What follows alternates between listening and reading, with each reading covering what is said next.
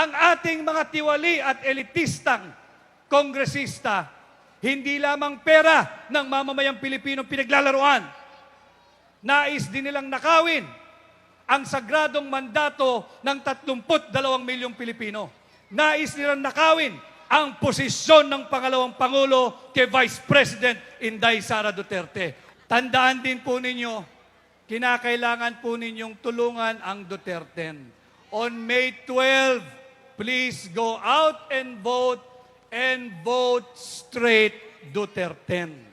Kailangan po natin ng sapat na bilang, kinakailangan natin ng sapat na dami sa Senado sapagkat nanganganib ang ating demokrasya.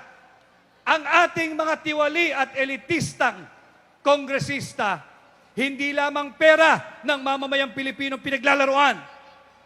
Nais din nilang nakawin ang sagradong mandato ng 32 milyong Pilipino.